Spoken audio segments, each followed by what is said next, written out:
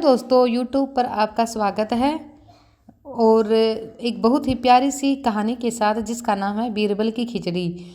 तो आपने बीरबल का नाम तो सुना ही होगा, जो कि अशोक के दरबार में एक बहुत ही बुद्धिमान मंत्री थे और वो अपनी हाजिर जवाबी के लिए हमेशा प्रसिद्ध थे। वे सदैव अपनी बुद्धिमत्ता से बादशाह को प्रभावित कर देते थे। एक बार क्या था कि सर्दी के मौसम में सम्राट अकबर बीरबल के साथ घूमने जा रहे थे।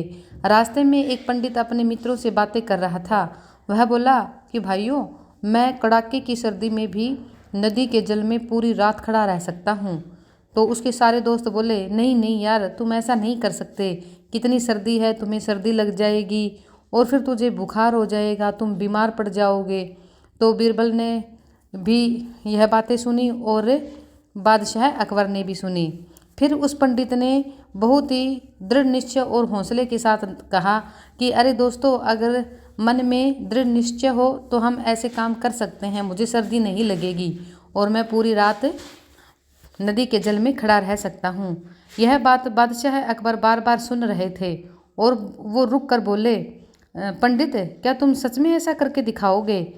तो पंडित ने कहा, हाँ हाँ बादशाह, क्यों नहीं, मैं ज़रूर ऐसा करके दिखाऊंगा। हाँ हाँ, मैं ज़रूर करके दिखाऊंगा। यह सुनकर बादशाह अकबर बहुत खुश हुए और ज़ोर से हंसे और कहा कि ठीक है पंडित, अगर तुम पूरी रात नदी के जल में खड़े रहे और जीवित रहे तो कल तुम मेरे महल में आ जाना और मैं तुम्हें सोने के सिक्कों की एक थैली दूंगा।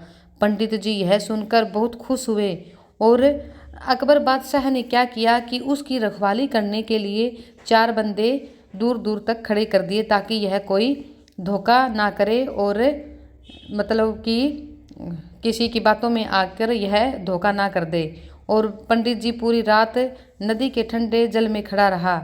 दूसरे दिन अपना पुरस्कार पाने के लिए वह अकबर बादशाह के दरबार में पहुंचा। तो बादशाह ने अपने सिपाहियों को बुलाया और कहा कि पहले तुम ये बताओ कि पंडित पूरी रात नदी के जल में खड़ा रहा, ठंडे जल में। तो उस सिपाहियों ने कहा कि हाँ हाँ हुजूर, यह पंडित पूरी रात नदी के जल में आराम से खड़ा रहा और इसने पलकें भी नहीं झपकाई। तो बादशाह बोला कि नहीं, झूठ बोल रहा है, यह हो ही नहीं सकता। उसने अपनी सिपाहियों की बातों पर भी बिल्कुल यकीन नहीं किया। उसी टाइम में उसने पंडित से कहा कि चलो तुम एक बात बताओ कि तुमने यह काम कैसे किया। तो पंडित ने कहा कि हुजूर, जब मैं नदी के जल में खड़ा था तो नदी के उस पार एक बहुत ही सुंदर और प्यारा दीपक जल रहा था जो टिम टिम कर रहा था और मैं उसको बिना पलक झपकाए पूरी रात देखता रहा और उसमें मेरा ध्यान उसमें ही रहा, जिसके कारण मैं उसको रात भर देखता रहा और नदी के जल में खड़ा रहा। तो यह सुनते ही बादशाह अकबर को गुस्सा आया और कहा, अच्छा तो तुम नदी के जल में दीपक की गर्मी का आनंद लेते रहे, जिससे तुम्हें कि ठंडे जल की ठंडाई महसूस ही नहीं हुई और तुम गर्माहट के कारण खड़े रहे।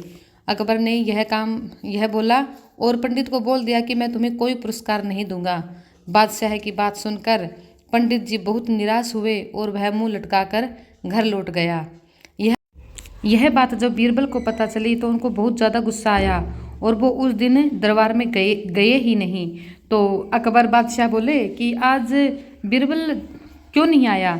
तो उसके सिपाहियों ने कहा कि सम्राट, शायद वह बीमार हो गए हैं।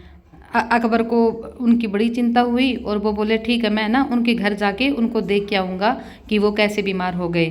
तो बादशाह अपनी सवारी में बैठकर बीरबल के घर पहुँच गए। वहाँ पहुँचकर उन्होंने एक अनोखा अद्भुत दृश्य देखा।